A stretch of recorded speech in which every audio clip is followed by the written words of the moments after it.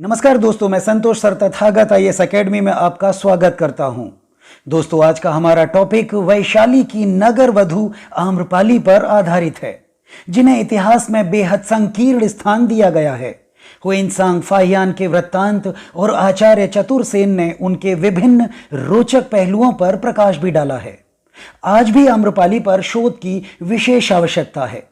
दोस्तों, आप वीडियो पूरा देखें, अच्छा लगे तो लाइक करें और कमेंट बॉक्स में हमसे अपनी राय शेयर करें। तो अपना वीडियो शुरू करते हैं।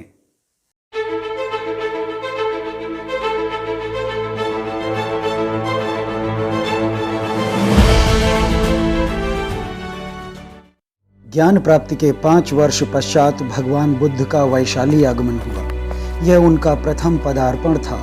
इसको लेकर नगर के लोग अति उत्साहित थे। भगवान की कीर्ति सुनकर उनके स्वागत के लिए 16 श्रृंगार कर अपनी परिचारिकाओं सहित गंडक नदी के तट पर वैशाली की नगर वधू आम्रपाली भी पहुंची। बुद्ध ने उसे देखते ही अपने शिष्यों से कहा, सभी श्रमणों को मेरा आदेश है कि वे अपने नेत्र बंद कर लें। और शाक्योधन, तुम क्यों मुस्कुरा रहे हो? मैं जानता हूं कि आम्रपाली के रूप सौंदर्य को देखकर अनेक शिष्यों के लिए अपने पौरुष पर संतुलन रखना दुष्कर हो जाएगा। तभी आम्रपाली झुककर बुद्ध को सम्मान करती है। प्रणाम गुरुदेव। वैशाली की नगर वधू का अभिवादन स्वीकार कर मेरा आतिथ्य ग्रहण करें।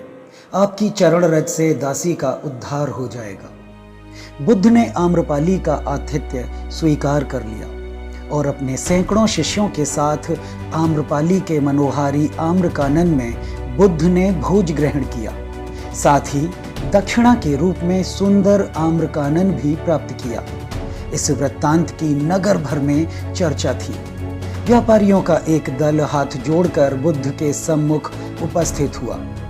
नगर श्रेष्ठ ने कहा, प्रभु, भूख लगी थी तो हमारे आतिथ्य को स्वीकार कर लेते, लेकिन उस पतिता नगर वधू के हाथों का भोजन ग्रहण करना आपको शोभा नहीं देता। बुद्ध ने शांत भाव से श्रेष्ठी को उत्तर दिया, वत्सकर, क्या होता है पतिता? नगर वधू बनने का निर्णय उसका स्वयं का नहीं था। अनेक स्त्री लोलुप पुरुषों की उत्कंठा का प्रतीक है आम्रपाली। इस नगर ने उसकी स्त्री सुलभ इच्छाओं का बलात्हरण किया है। उसे महल तो मिला, लेकिन सहवास के लिए, और वह वैशाली गणराज्य की गणिका भी बन गई। इतनी धन संपन्न कि बड़े बड़े गणपति उससे ऋण लेने लगे। उसे जनपद कल्याणी की उपाधि तक दी गई। तुम्हें क्या लगता है कि ताली एक हाथ से बजाई जा सकती है?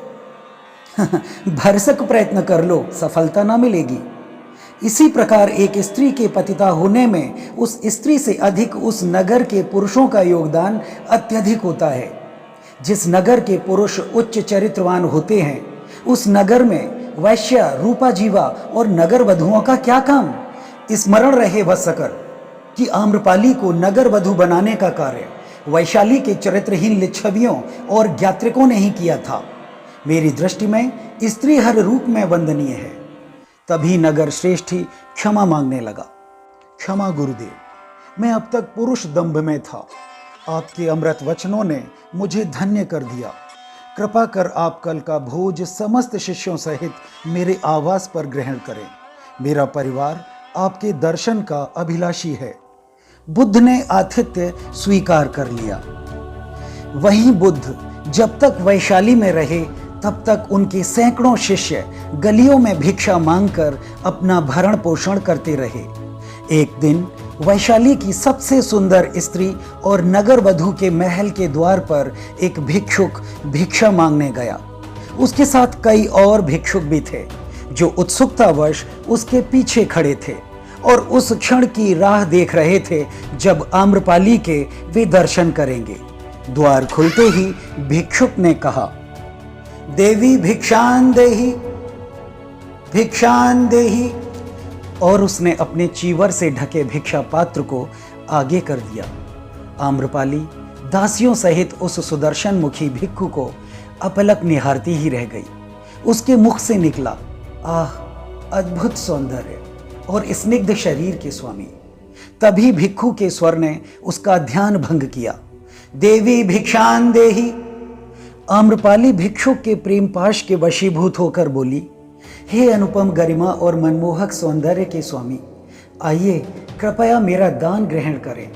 जैसे ही दान ग्रहण करने के लिए भिक्षु ने महल में प्रवेश किया, उसके पीछे खड़े साथी भिक्षु ईर्ष्या और क्रोध से जल उठे और अनर्गल बातें करने लगे।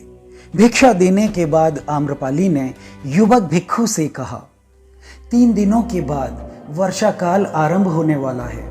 मेरी इच्छा है कि आप वर्षा काल के चतुर्मास मेरे साथ मेरे महल में ही व्यतीत करें। इस महल के बाहर पंक्तिबद्ध राजा, राजकुमार और धनिक मेरी राह निहारते रहते हैं, परंतु आपके जैसी आसक्ति मैंने कभी अनुभव नहीं की है।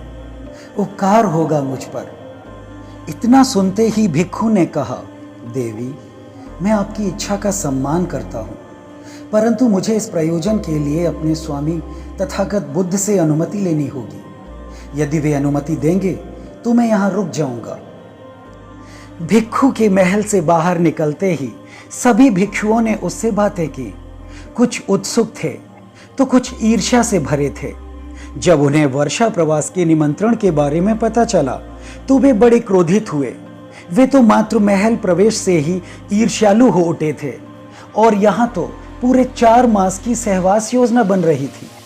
ईर्ष्यावश एक भिक्षु युवक का ज्ञानवर्धन कराने के लिए बोला, तुम्हें ज्ञात भी है कि स्त्री कौन है और क्या करती है? यह आम्रपाली है, आम्रपाली, वैशाली की नगर वधू। मित्र, तुम्हारे जैसे बोधत्व प्राप्त व्यक्ति पर इसकी छांव भी नहीं पड़नी चाहिए। इसके अनेक पुरुषों से संबंध रहे हैं। मगध नरेश, बिंबसार और अजात शत्रु के रनिवास की ये शोभा बढ़ा चुकी है। अरे विचार कीजिए, इसने पिता पुत्र को भी नहीं छोड़ा। इस अपराध के लिए यह वैशाली के कारावास में भी डाल दी गई थी, जिससे क्रुद्ध होकर अजात शत्रु ने वैशाली नगर पर हमला कर दिया था और हजारों लोगों के रक्त से नगर की भूमि को रक्त रंजित कर दिया था। छी, ऐसी कुटिल स्त्री का आतिथ्य स्वीकार करना कहां तक सारगर्भित है। युवा भिक्षु से पहले ही अनेक भिक्षु बुद्ध के पास पहुंच गए और उन्होंने सारा वृत्तांत बढ़ा चढ़ाकर सुनाया। बुद्ध ने कहा, शांत रहो, उसे आने दो। अभी उसने रुकने का निश्चय नहीं किया है। वह आम्रपाली का आतिथ्य तभी स्वीकार करेगा जब मैं उसे अनुमति दूंगा। तभी युवक भिक्षु भी वहां पहुंच गया और उसने बुद्ध के चरण छूकर सारा वृत्तांत सुनाया। फिर कहा, प्रभु, उसने मुझे चातुर्मास में अपने साथ अपने महल में रहने का आमंत्रण दिया है। फिर वैसे भी सभी भिक्षु किसी न किसी के घर में प्रवास करेंगे ही। यदि आपकी आज्ञा हो तभी मैं आतिथ्य स्वीकारूंगा। सभी शिष्यों को लग रहा था कि बुद्ध कभी इसकी अनुमति नहीं देंगे। वे आश्वस्त भी थे। फिर बुद्ध ने कहा, पुत्र शाक्योदन, मेरी आज्ञा है कि तुम आम्रपाली का आतिथ्य स्वीकार कर लो। यह सुनकर कई भिक्षुओं को बहुत आघात पहुंचा। वे विश्वास नहीं कर पा रहे थे कि स्वयं बुद्ध ने शाक्योदन को एक वैश्या के घर में चातुर्मास प्रवास की अनुमति दी है। 3 दिन बाद युवक आम्रपाली के महल में रहने के लिए चला गया। अन्य शिष्य बुद्ध को नगर भर में चल रही उन चर्चाओं से अवगत कराते रहे जो भिक्षु और आम्रपाली को लेकर नगर के घर घर में हो रही थी। तब बुद्ध ने कहा, श्रावकों, तुम अपनी चर्या का पालन करो। मुझे शाक्योदन पर विश्वास है। मैंने उसके नेत्रों में देखा है कि उसके मन में अब कोई इच्छा नहीं है। मैं उसे अनुमति ना भी देता तो भी उसे बुरा नहीं लगता। तुम सभी इतने व्यग्र और चिंतित क्यों हो रहे हो? यदि उसका बोधत्व और मानव के प्रति धम्म अटल है तो आम्रपाली भी उससे प्रभावित हुए बिना न रहेगी। यदि शाक्योदन चारित्रिक रूप से निर्बल हुआ तो वह आम्रपाली के सम्मुख अपनी देह समर्पित कर देगा और फिर कभी संघ में वापस नहीं आएगा। तुम लोगों को तो प्रसन्न होना चाहिए। यह तो एक भिक्षु के लिए परीक्षण का समय है। बस 4 मास तक प्रतीक्षा कर लो। वह मेरे विश्वास पर अडिग रहेगा और हाँ, उसके किसी भी प्रकार के निर्णय से भिक्षु संघ की प्रतिष्ठा को कोई आघात नहीं पहुंचेगा। फिर 4 मास के बाद भिक्षु शाक्योदन बौद्ध विहार लौट आया और उसके पीछे पीछे वैशाली नगर के करीब 84,000 स्त्री पुरुष भी चल रहे थे, जिनका नेतृत्व आम्रपाली खुद कर रही थी। आम्रपाली ने बुद्ध के चरण स्पर्श कर भिक्षुणी संघ में प्रवेश देने की अनुमति मांगी। उसने कहा, प्रभु, मैंने आपके भिक्षु को भोग विलास और सांसारिक जीवन में वापस लाने का भरसक प्रयत्न किया, उसे अपनी ओर खींचने का भरपूर प्रयास किया, पर मैं हार गई। हर पल मैंने स्वयं को उसके सम्मुख तुच्छ ही पाया। उसके आचरण ने मुझे यह मानने पर विवश कर दिया कि आपके चरणों में ही सत्य, करुणा और मुक्ति का मार्ग है। मैं अपनी समस्त संपदा भिक्षु संघ के लिए दान में देती हूँ। मुझे अपने चरणों में स्थान दें। इसके बाद बुद्ध ने अपने शिष्यों को संबोधित किया, श्रावकों, यद्यपि आम्रपाली नगर वधू है, धन संपदा और राजसी वैभव में गणिका है, अनेक गणपति उसके ऋणी है, किंतु उसने अपने आप को पश्चाताप की अग्नि में तपाकर निर्मल कर लिया है और धन संपदा को तुच्छ मानकर अपने घृणित जीवन का त्याग कर दिया है। ऐसे में मैं उसकी विनती को कैसे तिरस्कृत कर सकता हूँ? आप लोग स्वयं विचार करें कि क्या अब भी उसे हेय माना जाए।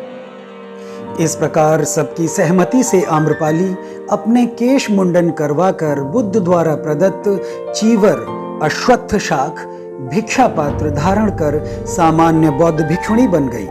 विश्व को करुणा, अहिंसा और बोधत्व का पाठ पढ़ाने वाले बुद्ध भी आम्रपाली के मानवीय तत्वों से प्रभावित हुए बिना न रह सके।